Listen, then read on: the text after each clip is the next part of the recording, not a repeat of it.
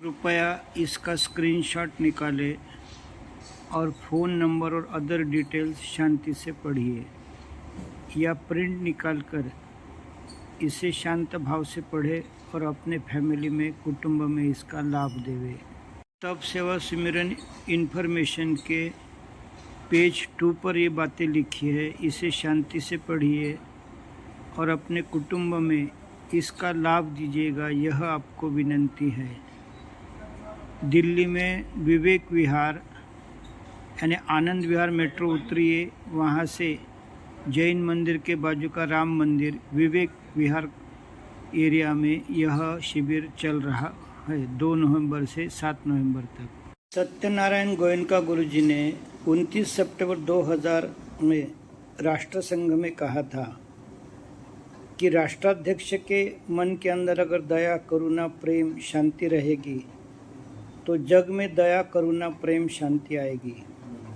तो यहाँ ये जो रेसिडेंट कमिश्नर मैडम है, इनको मैंने यही बात बताई, तो भले ही इनको समय नहीं था लेकिन इनके स्टाफ ने अच्छी तरह से सुन लिया और देर आर 1-2 ऐसे पर्सन मुझे दिखाई दिए कि जो जनता तक ये विद्या ले जाने को उत्सुक है।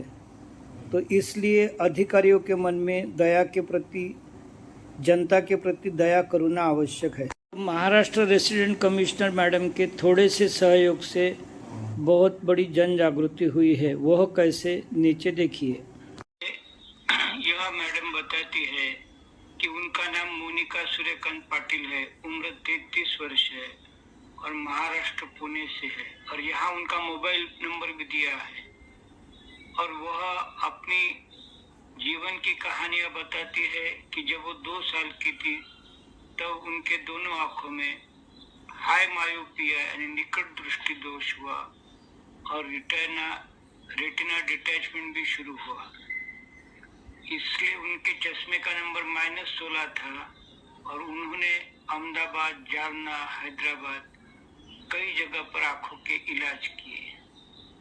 2004 में वह बताती है कि उनके बाई आंख की रोशनी पूरी चली गई और तब से वो एक ही आंख से काम कर रही थी।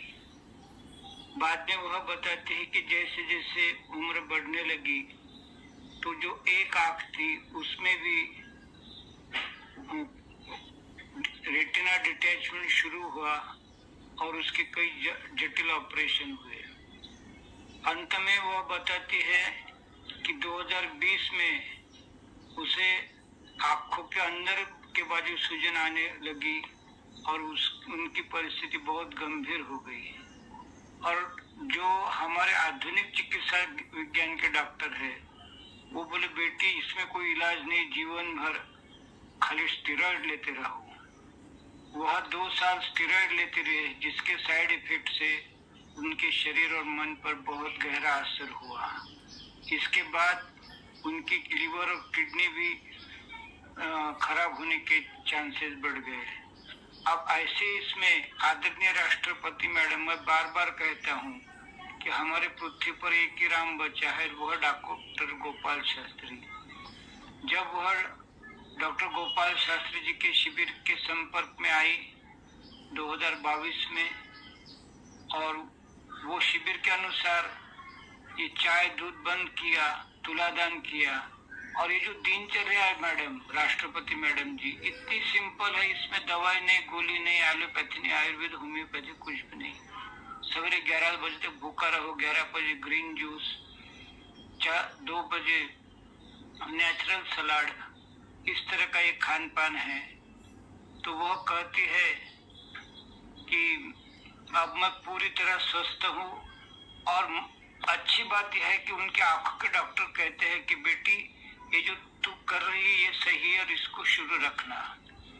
तो मैडम इसी के साथ मैंने बहुत प्रयास किए कि बम्बई के आंखों के बड़े बड़े डॉक्टर, उनके पास मैंने जाने की सोचा। उनको कहा कि भाई आप तो जग प्रसिद्ध डॉक्टर हो तो इस विद्या को समर्पित हो जाओ। तो इसलिए मैं, यह बड़ा अच्छा मौका है कि हम सब लोगों की आंखें इस माध्यम से खुल रही है। अशा रीतीने माझी इथं समाधानकारक मीटिंग झाली आणि ती सर्वांनाच प्रेरणादायी होईल.